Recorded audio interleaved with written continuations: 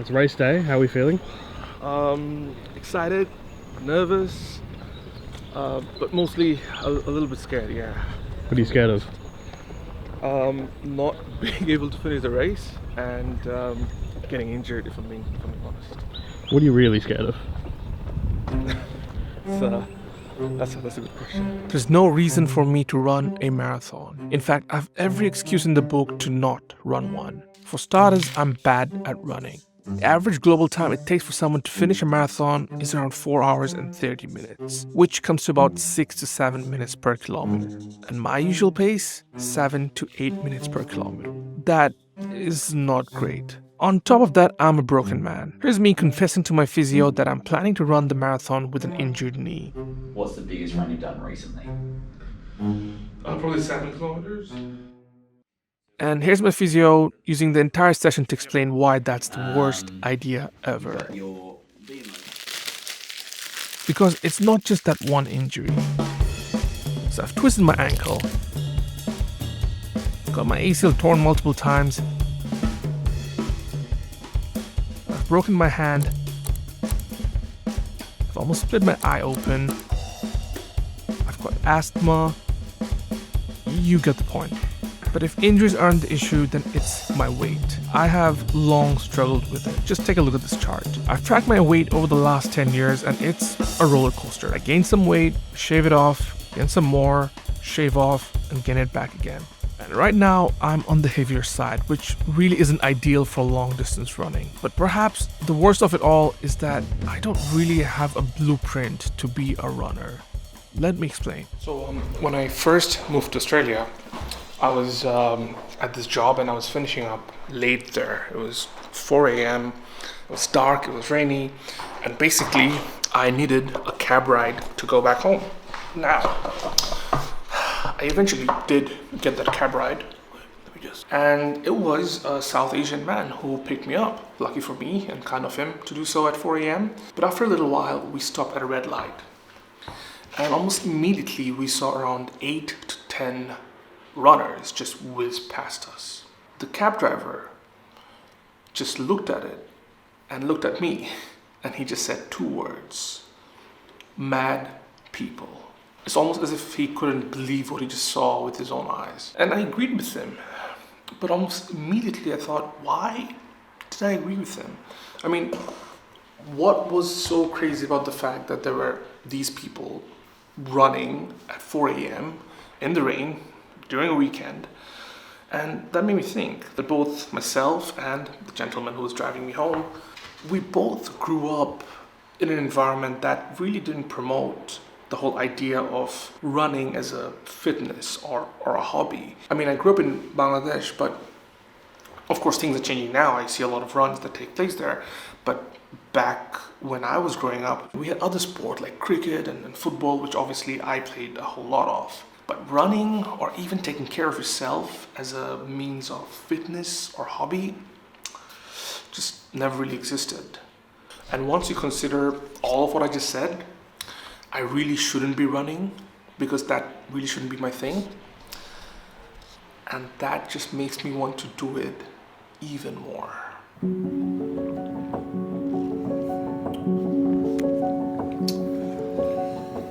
So I guess I'm running a marathon. That was April 2024, about 6 months before my marathon in October. I've spoke to a running coach with the intention of hiring him so that he'll guide me through it all. Give yourself 5 months, which is a great amount of time. You've done a bit already. I see the people that don't leave themselves with enough time and then they really struggle. They don't enjoy it.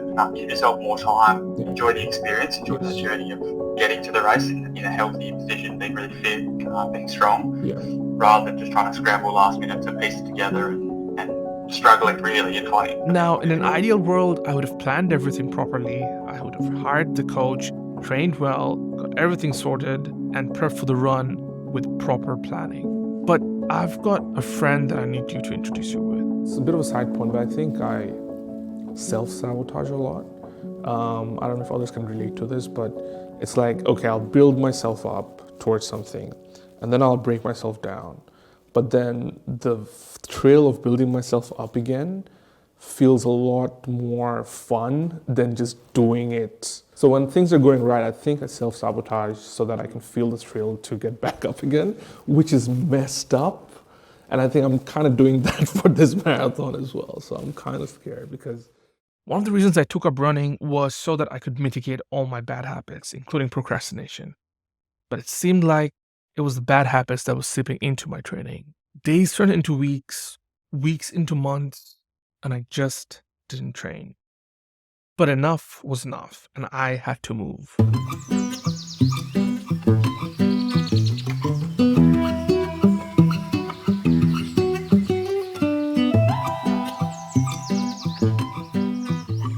I googled for the best training programs for first-time marathoners with only 6 weeks to go. Every single one of them told me that this was a bad idea, which again made me want to do it even more. And believe me, I started running more than ever. 15Ks, 20, 25. Within just a few weeks of training, I felt great.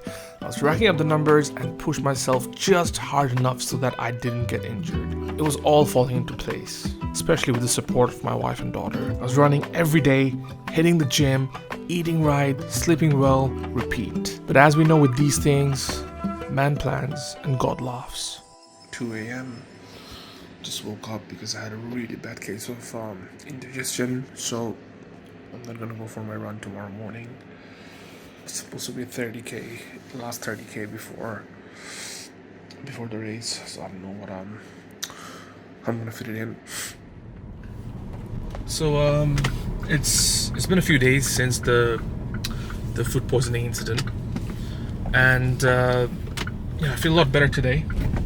But I did lose a week's worth of training in an already depleted training program. So it's not ideal. But just gotta keep moving. So I want to finish the marathon within a range where I've pushed myself just about enough without really injuring myself or without causing long-term issues or without pushing myself too much that I don't even finish the race, right? I have to pick up some more miles. I have to start eating right. I mean, I've been eating more or less right, but I gotta start carb loading. Yeah, I'm still gonna pick up my bib, and hopefully I don't have enough adrenaline the night before that I can't sleep, because that's happened quite a few times in my other races. So with entire days lost in my training program, I felt like I had only two options left. One, not risk it at this stage, call it quits for now, and try it again later. Or number two, I keep moving. No points for guessing which option I took. Thanks. Just yeah. There's also an event that over there. The day before the race, I took it easy. I ate the right food, but honestly, by this point, I was getting sick of carbs. Caught up on some football, loaded up my running playlist, the usual drill. It's the night before the race. I have packed up everything that I need. It's roughly 7.5 hours before I get to wake up. Talking like this because the family is sleeping, so the butterflies are kicking in. So all right, catch you in the morning.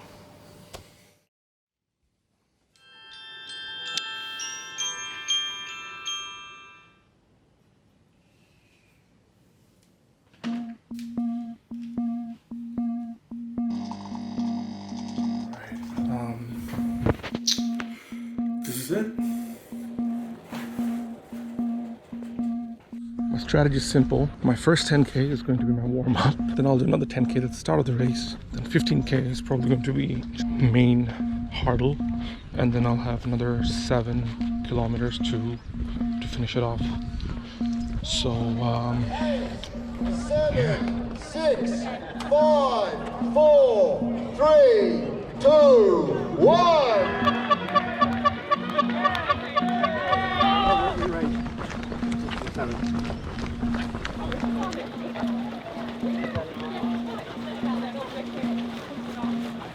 For first-time marathon runners, one of the most important advice is to take it slower than you usually do, especially in the first half of the run. alright, just finished 10 10-kilometer mark. I am running faster than I'm supposed to, which is a bit of a scare, but just gotta keep moving. I ended up hitting my half marathon personal best during this run, which basically means I pushed myself way too hard at the start than I should have. And that also means that the second half was going to be hell. There's no one behind me. There's only a few people in front of me. These are the parts of the run that really make you question things. That if we're gonna finish,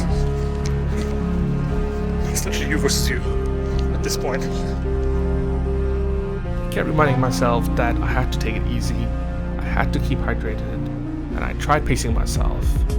Just as I thought, because of my earlier push, I was now beginning to suffer. And back to being lonely again. Nobody in front of me, nobody behind me. I mean, there are a few people, but these are the parts, man, where I just question everything. It's even worth going through this shit. If you ever prep for a marathon, you'll likely hear the phrase hitting the wall. It basically means reaching a point in the race, usually after about 25 Ks, where your mind and body is literally incapable of moving. Unfortunately, I've seen way too many videos of hitting the wall to instill some fear in me. This is what they meant when they said, when they talked about the wall. That's probably what it feels like every fiber within me saying, just don't. This sucks. And honestly, I don't even remember parts of my run because I was just focused on only one thing, finishing this. And for that to happen, I had to keep reminding myself of one thing. Mom, keep an eye safe.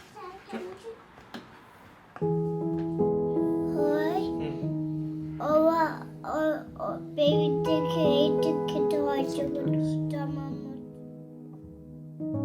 Every time I would get tired and look down, I had the reminder there for me. 2 words: keep moving.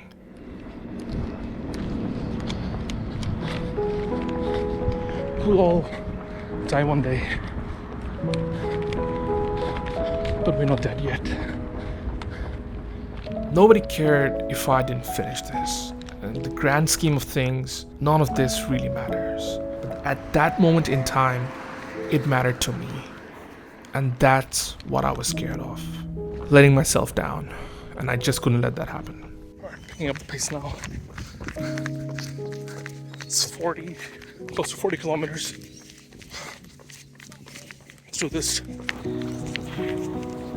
After some 5 odd hours of testing my limits, I could finally see it.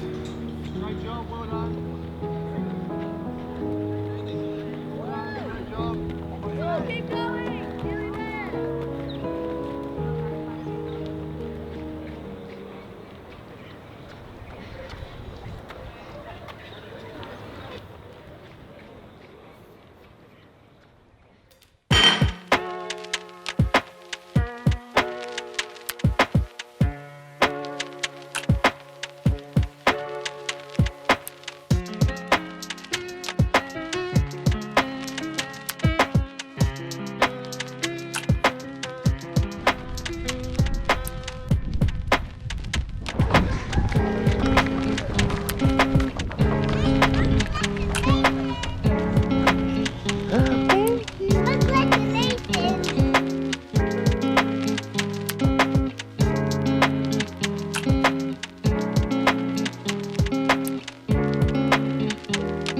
We may be dying, we're not dead yet.